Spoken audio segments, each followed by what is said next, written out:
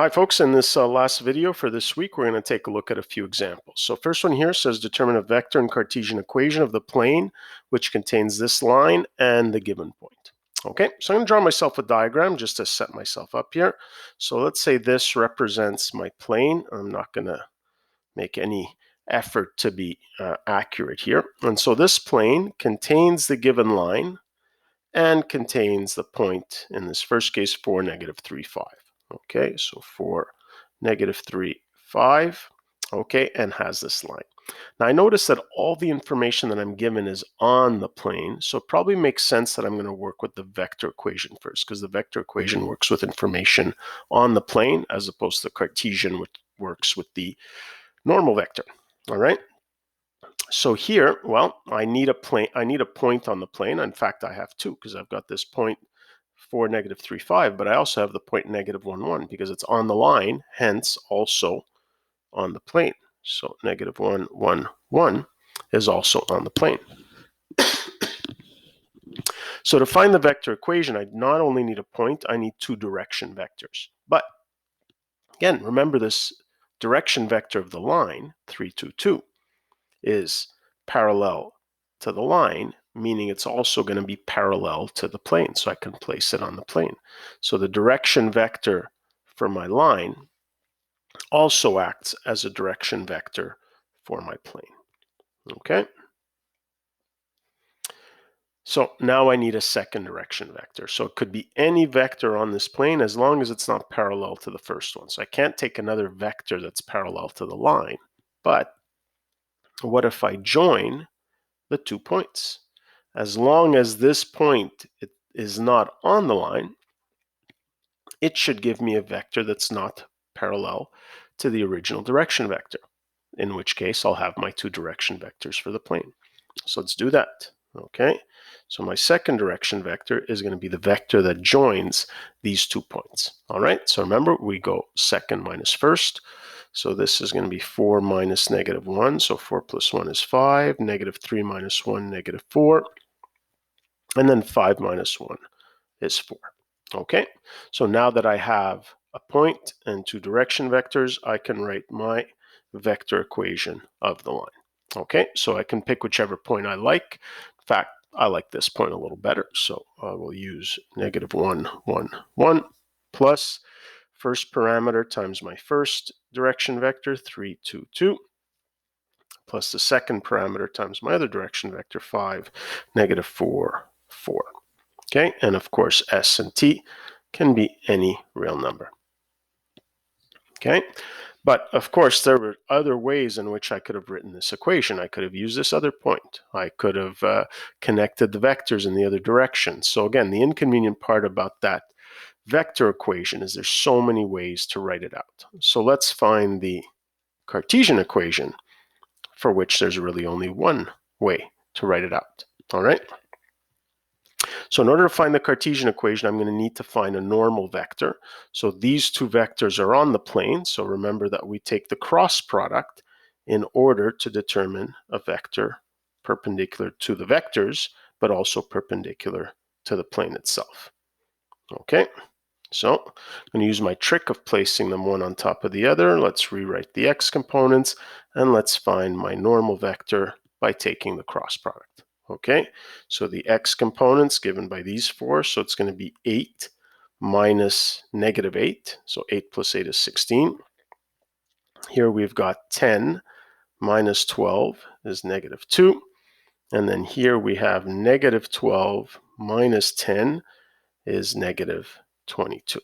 Okay, and this represents a vector that's perpendicular to this plane.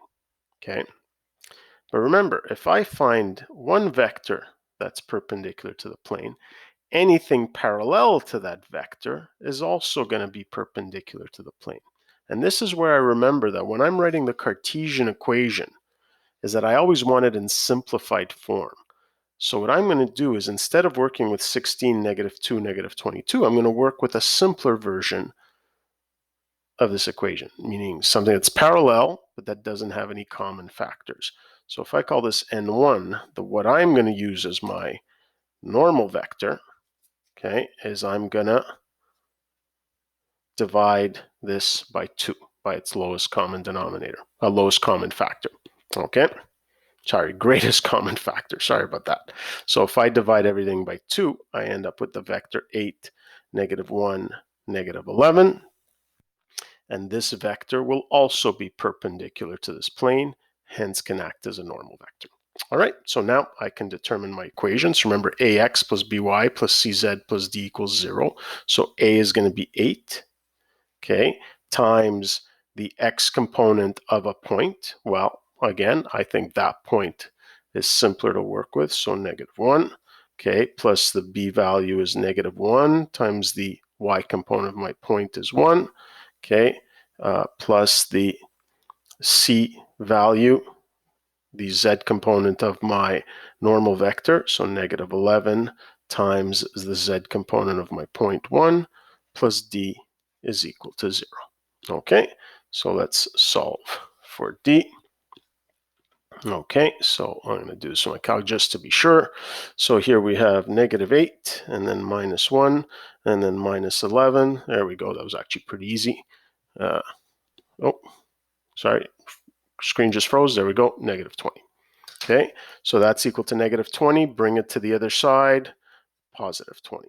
Okay, so that means my Cartesian equation is going to be 8x minus 1y minus 11z plus 20 is equal to 0. All right, now,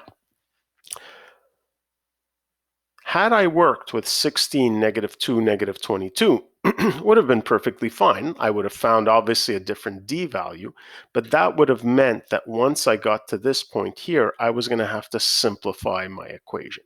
So the trick is simplify your normal vector first, and then you won't have to simplify your equation later on.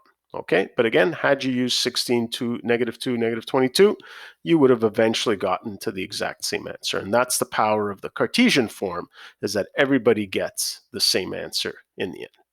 Okay, so now we can repeat this exact same scenario with 0.555. So again, my first direction vector will be the same as the direction vector of the line.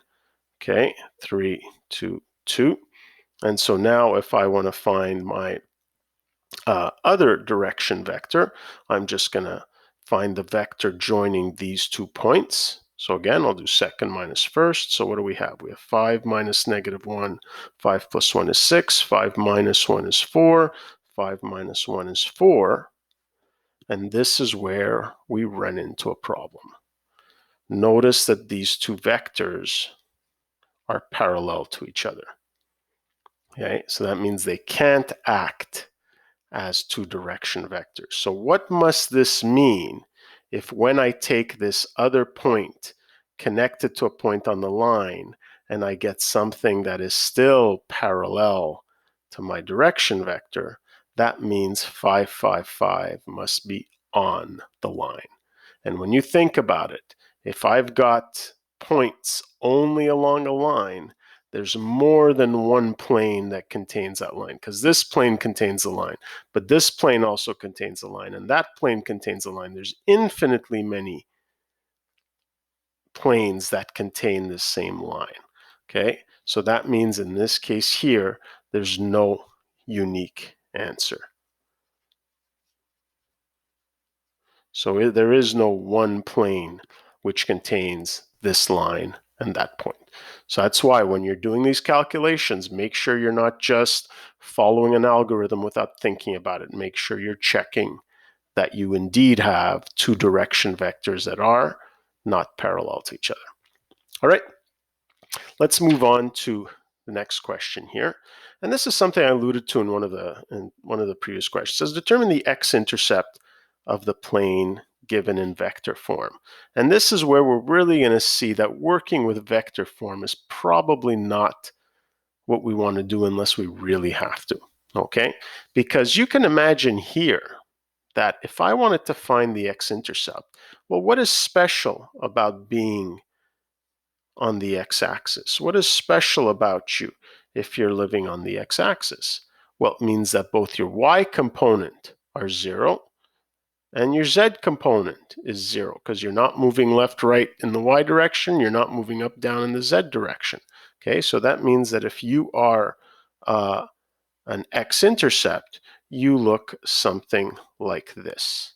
Okay, you're a point where the y and z components are equal to 0.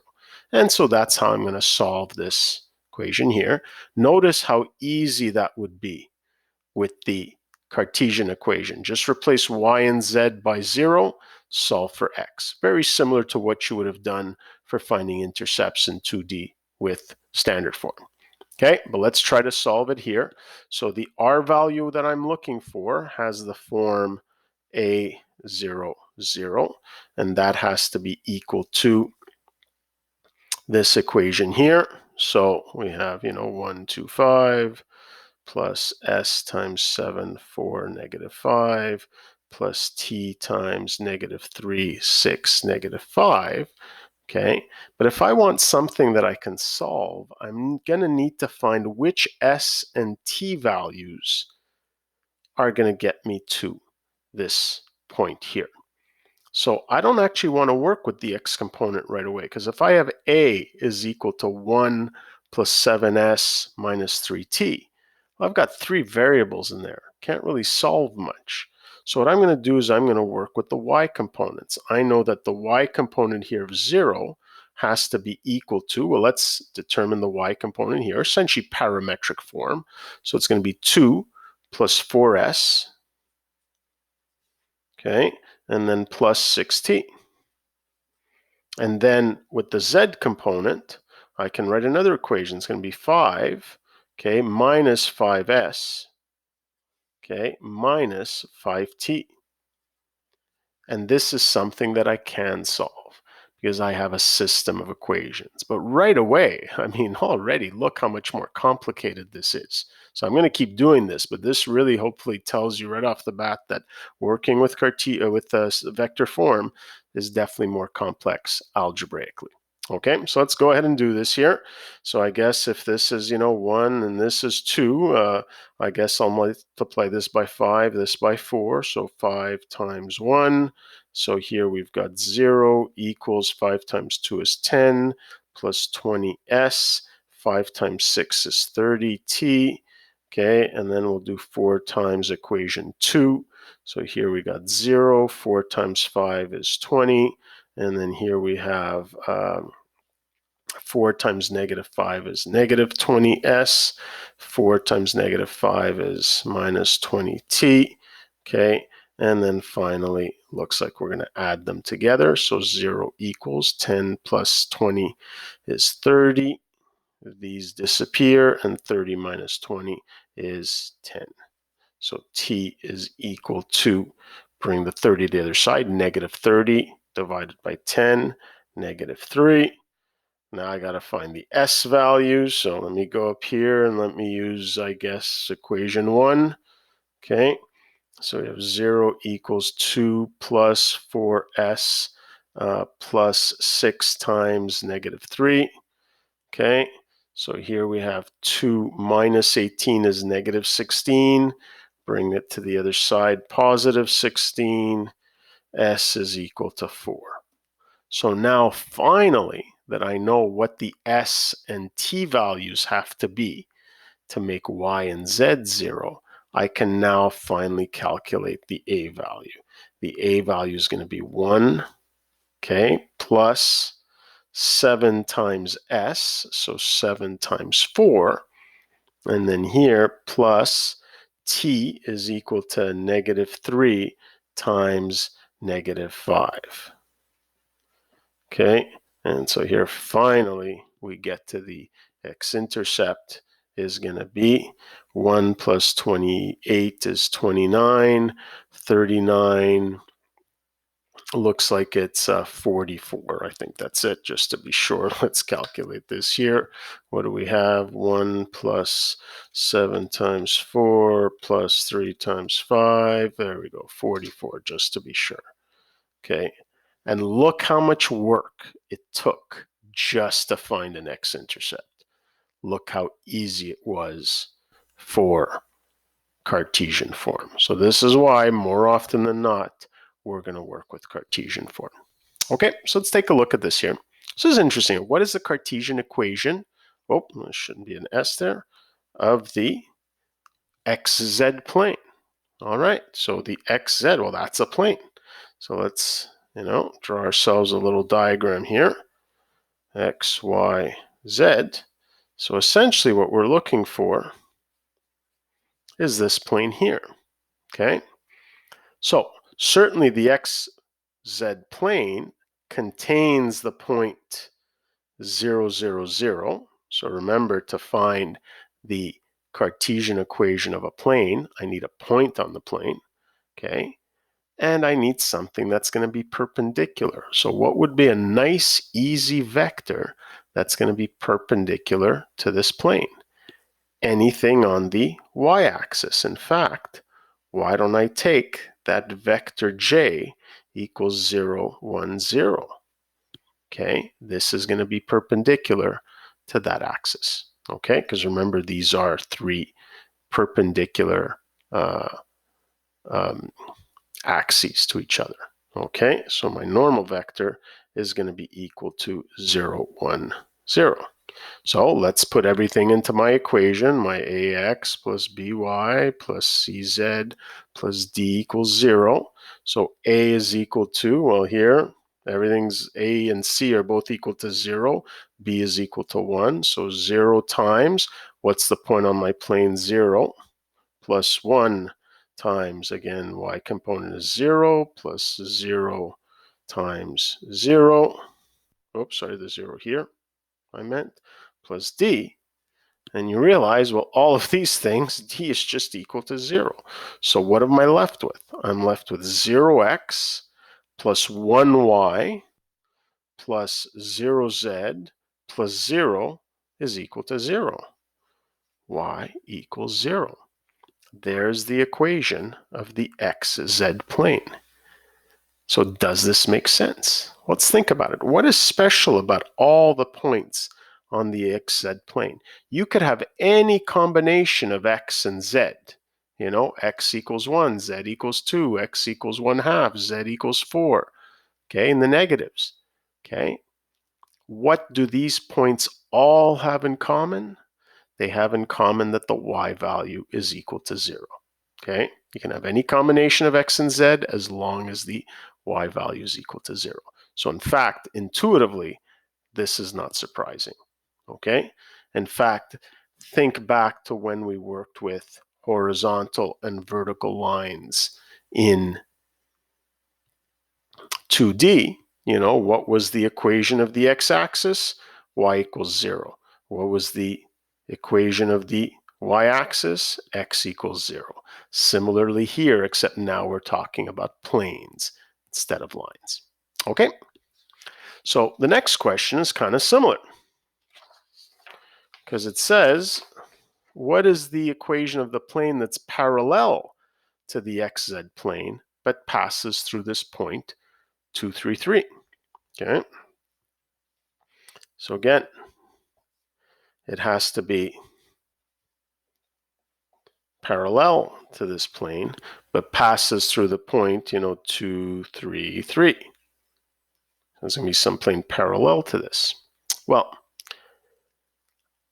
I want you to think about, again, kind of using this idea of what we did with, horizontal and vertical lines that I just drew a second ago in 2D. Let's do it algebraically, and then again, we'll see if it makes sense, intuitively. Okay, so again, if it's parallel to this plane, well, then it must still be perpendicular to my vector j. Okay, so my normal vector, okay, even though I have a plane that's, remember, if I have two planes that are parallel to each other, okay, let me try to hold this up. Okay, so imagine that these two planes are parallel. Anything that is perpendicular to this plane will also be perpendicular to that plane. So two parallel planes will have parallel direction, normal vectors. Okay, so I'm still going to use 0, 1, 0, except now my point is 2, 3, 3. And let's try to calculate d. Okay, so a times the x component, 2, plus b times the y component, plus c times the z component, plus d is equal to 0. And so here, 0 plus 3 plus 0. So bring the 3 to the other side. D is equal to negative 3. So what do we have as an equation? 0 times x plus 1 times y plus 0 times z minus 3 is equal to 0. Okay, and there's my equation. Or perhaps the more intuitive way of writing it is bring the 3 to the other side, and y is equal to 3. Okay, which shouldn't be surprising because essentially, if remember what was special about this plane is that all the y components were 0, all I'm doing is I'm taking this plane and I'm shifting it over 3 units to the right. So whatever the y component was should be the equation of the plane. Very similar to how we worked with horizontal and vertical lines, that if this passed through, 1, 3, then what equation would this be? All the y values would have to be equal to 3. So the equation of this line was just y equals 3. Very similar, except now we're talking about planes. But if you don't see it intuitively, hey, look, I can just use the algebra, and the algebra gives me the answer, as it always does. Okay, so the last thing we're going to look at, okay, is this idea of the angle between two planes.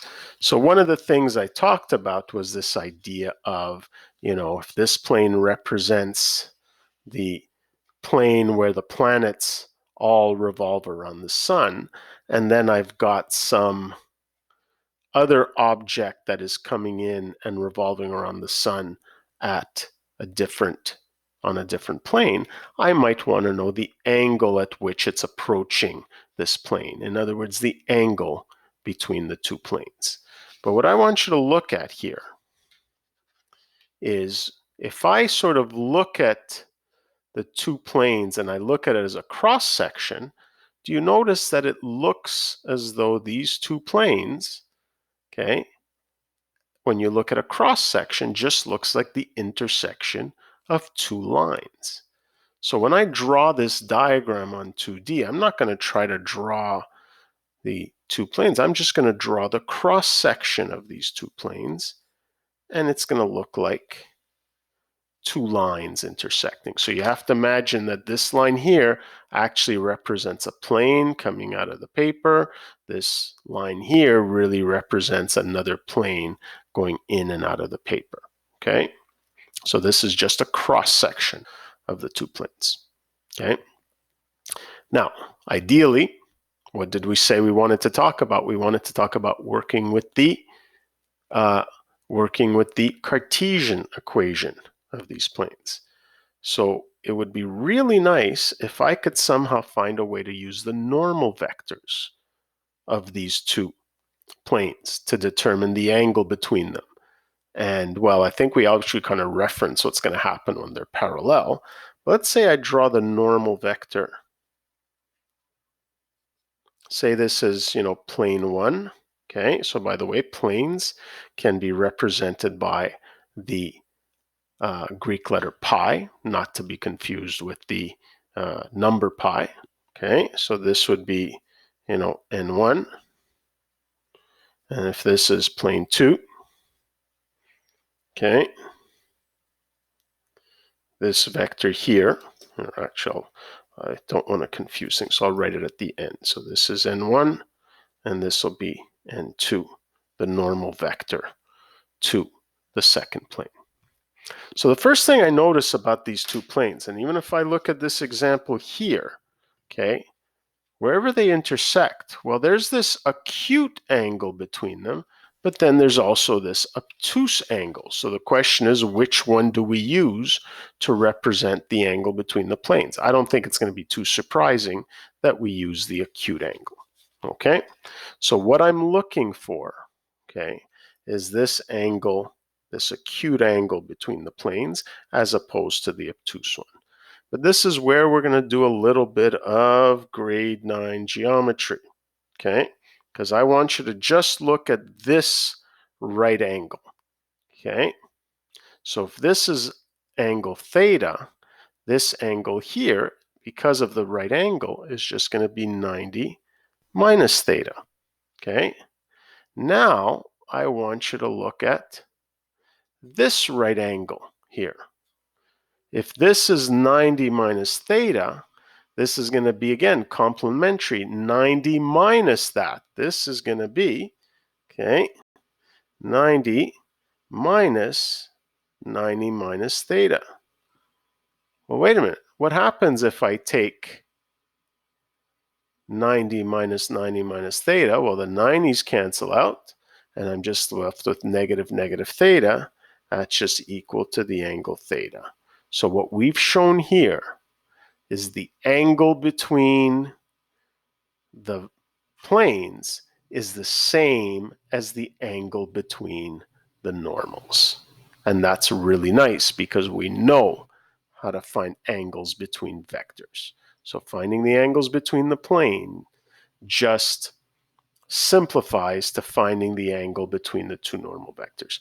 Now, by the way, if this vector had been in that direction and you would have found the obtuse angle, in other words, you would have found that angle there, well, what is the relationship between this obtuse angle and this acute angle?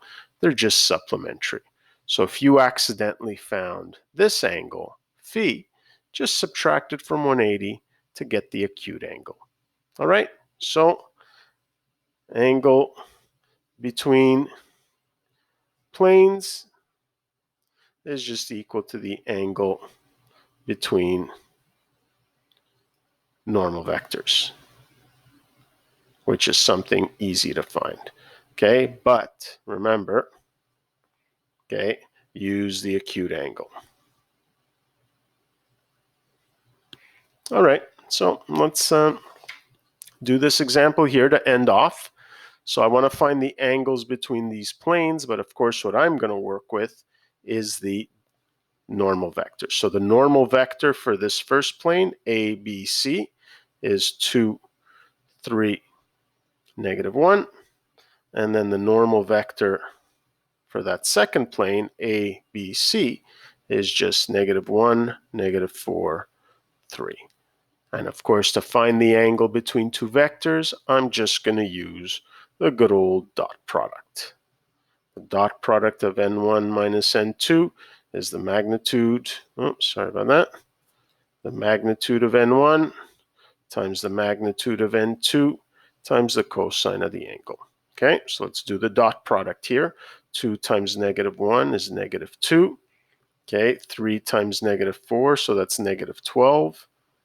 Okay, and then -1 times 3, so -3 is equal to, let's find the magnitude of this first vector. So 2 squared, 3 squared, 1 squared, so 4 plus 9 plus 1.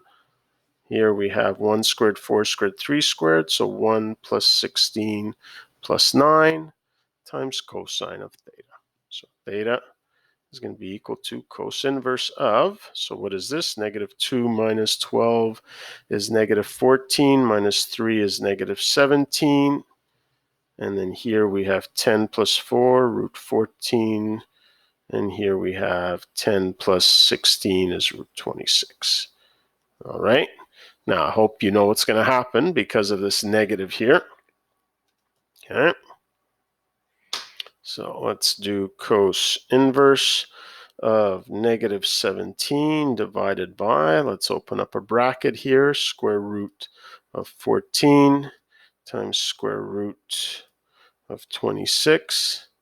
And we have 153 degrees. Okay. But of course, if we want the angle between the vectors, we are looking for the acute angle. So it's going to be 180 minus 153. So let's just subtract 180 here, and we'll get 27 degrees. Okay, there you have it, the angle between the two planes. The same as the angle between the normals, except we always take the acute angle. All right, so real quick here, if we take a recap of what we did this week, we defined two ways of determining the equation of a plane, the vector and parametric forms, which involve point on the plane and two direction vectors that are not parallel, but parallel to each other, but they're parallel to the plane. And then we've got the Cartesian form. So the idea is not to go through this whole process every time, but to remember the general form. So A, B, and C represent a normal vector, and if you have a point on the plane, you can solve for this D, okay? And remember that the angle between two planes, assumed to be acute, can be determined by finding the angle between the normal vectors. All right, that's it for this week.